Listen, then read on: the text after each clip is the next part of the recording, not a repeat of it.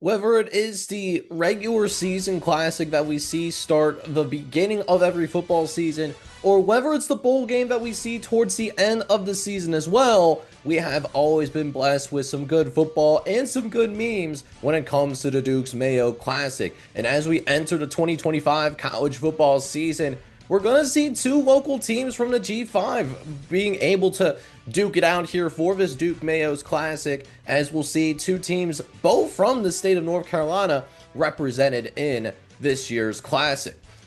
The first team that is going to be playing in the Duke's Mayo Classic is the Appalachian State Mountaineers. They're coming off of a very disappointing 2024 season where I thought App State could make a significant run in the Sun Belt, and had them as one of the best teams in the Sun Belt. Really one of the biggest disappointments in that conference last season, which has caused the Appalachian State leadership to look for a new head ball coach in Dow Logans, who will be taking over. They're going to be looking to reestablish their trademark physical, balanced brand of football and featuring some strong running as well as consistent quarterback play within the Sun Belt, as that the inconsistencies at the quarterback position last year definitely hurt the Mountaineers at certain times.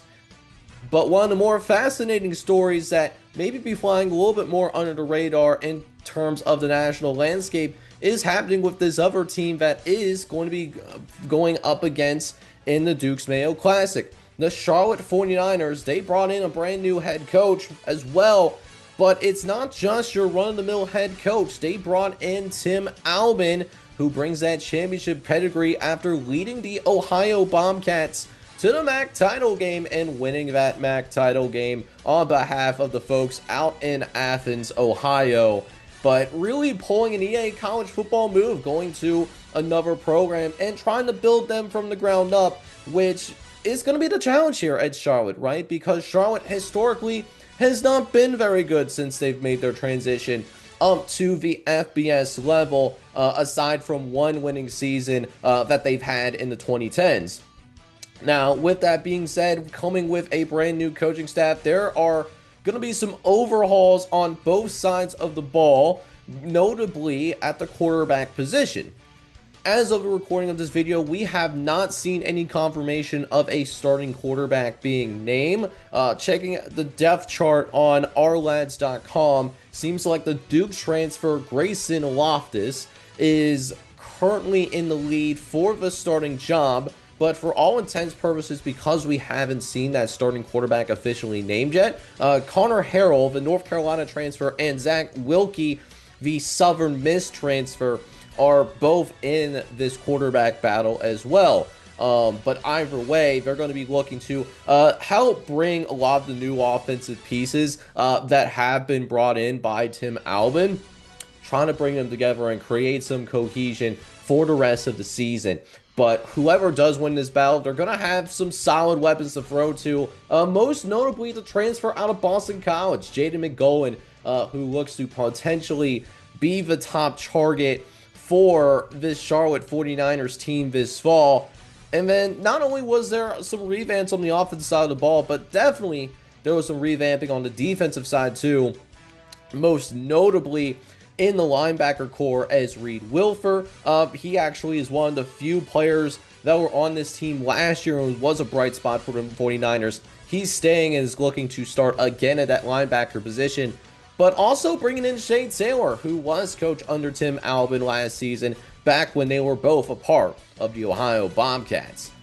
So all of those changes that I mentioned for Charlotte are going to be needed if they are going to change the narrative against their fellow recent FBS transfer, with Appalachian State also making a transition in the 2010s, as historically we have seen Appalachian State play Charlotte 3 times, and not only has Appalachian State won all 3 of those matchups, but to be honest with you, it wasn't even close, right? Appalachian State has won by double digits every single time that these two teams have played. Most recently, a 35-20 win during the COVID season, which has highlighted what has been sustained dominance by Appalachian State against their alleged little brothers in what could blossom into an emerging rivalry if Charlotte ever gets to the point where they become a little bit more competitive. And I do think that they could under Tim Albin. He has the track record, and Charlotte is in more of a talent-rich area than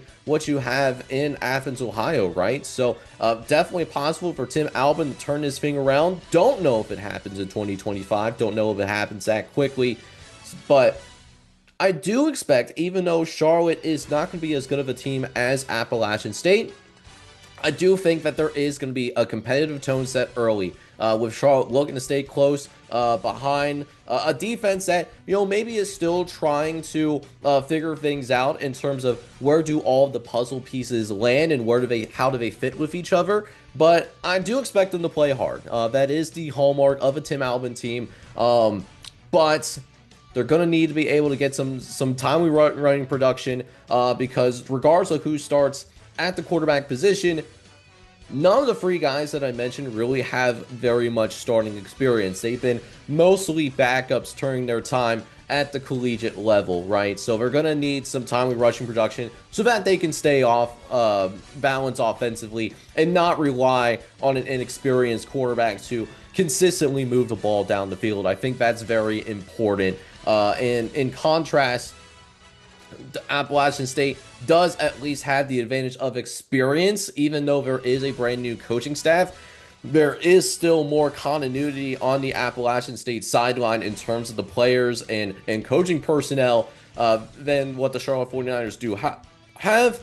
And we know what Appalachian State's going to be. They're going to be a physical ground attack as well. I think that's going to provide a clear edge and also allow the Mountaineers to set the tone early in downtown Charlotte. So even though Charlotte doesn't, and yes, Charlotte, it's a neutral site game, but it's in Charlotte's backyard. So make what you want out of that. But let's take a look at what the model believes in comparison to what the boys out in FanDuel, what are they saying right about now? And right now, the model and FanDuel are like this, at least as of when I'm recording this video, right? So FanDuel is reporting Appalachian State to be favored by 6.5 points, and that's exactly what our internal power rating models have right now, a 6.5 point favorite for the Appalachian State Mountaineers. So that means I gotta actually come out here and make a choice. Do I think Appalachian State's gonna cover, or do we think that we see a potential upset on our hands, right? So I do think this is one of those times where Appalachian State is not only going to win this game, but I do think they are going to cover. I think this is going to be one of those games where it's going to be close for the first half and maybe deep into the third quarter. But then as you get later into the game, I think Appalachian State is going to be able to eventually wear down that Charlotte front seven and be able to pull away late. And we also have that historical context as well. Appalachian State has had Charlotte's number in the head-to-head matchups, and I think that's going to continue just because Tim Albin is still trying to reimagine his program in his image. So we're going to see, as the game wears on, Appalachian State is going to create more control at the line of scrimmage, and I think that's going to be the ultimate difference maker in what I believe is a CFP elimination game. So give me the Mountaineers in this one. I think they'll win comfortably by a score of 31-20 and ultimately spoil the debut of Tim Albin over on the 49ers sideline.